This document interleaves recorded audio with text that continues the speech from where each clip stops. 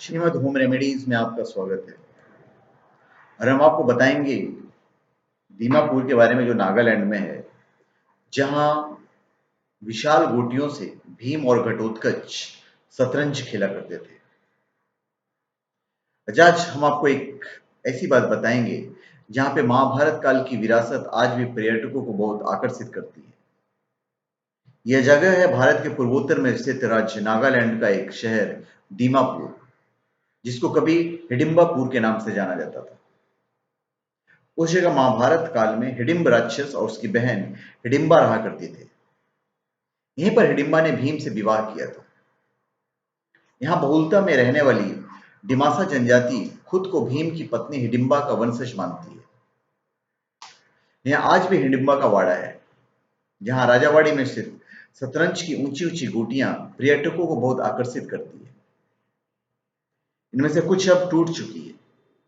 यहाँ के निवासियों की मान्यता है कि इन गोटियों से भीम और उसका पुत्र घटोत्कच शतरंज खेलते थे।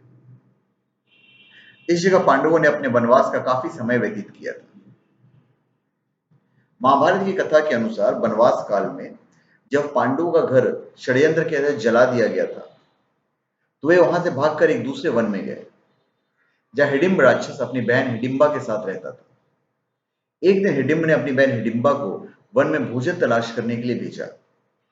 वन में हिडिंबा को भीम दिखा, जो कि अपने सोए हुए परिवार की रक्षा के लिए पहरा दे रहा था।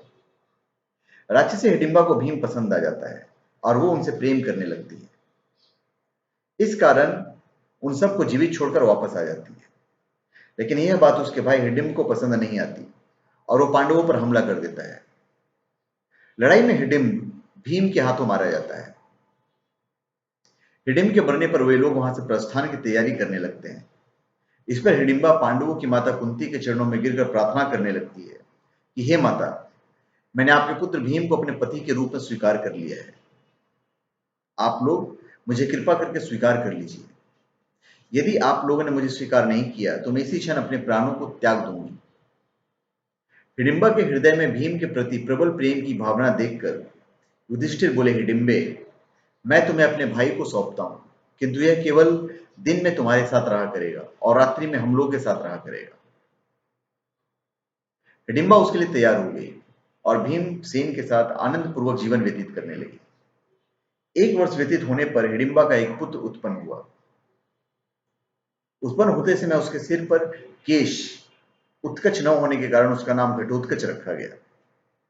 वो अत्यंत मायावी निकला और जन्म लेते ही बड़ा हो गया। हिडिंबा ने अपने पुत्र को पांडवों के पास ले जाकर कहा कि आपके भाई की संतान है, अतः यह आप लोगों की सेवा में रहेगा। इतना कहकर हिडिंबा वहां से चली गई। घटोत्कच श्रद्धा से पांडवों तथा माता कुंती के चरणों में प्रणाम करके बोला, अब मुझे मेरे योग्य सेवाएं बताएं। उसकी बात सुनकर कुंती बोली, तू मेरे वंश का सबसे बड़ा पौत्र है। समय आने पर तुम्हारी सेवा अवश्य ली जाएगी। इस पर घटोत्कच ने कहा, आप लोग जब भी मुझे स्मरण करेंगे, मैं आप लोगों की सेवा में उपस्थित हो जाऊंगा। इतना कहकर घटोत्कच वर्तमान उत्तराखंड की ओर चला गया। इसी घटोत्कच ने महाभारत के युद्ध में पांडवों की ओर से लड़ते हुए वीर गति पाई थी।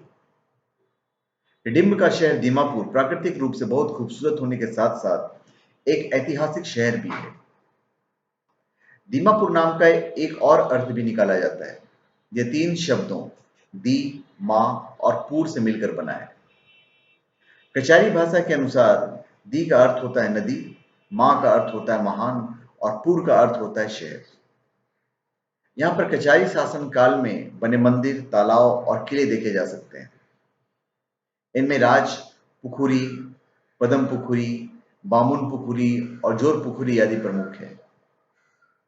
जैसा कि हमने आपको बताया कि हिडिंबा मूल रूप से नागालैंड की थी, और पुत्र के जन्म के बाद पुत्र को पांडवों को सौंपकर वो वर्तमान हिमाचल प्रदेश के मनाली जिले में आ गई थी। कहते हैं इसी स्थान पर उनका राक्षसी योनि से दैवीय योनि में रूपांतरण हुआ था।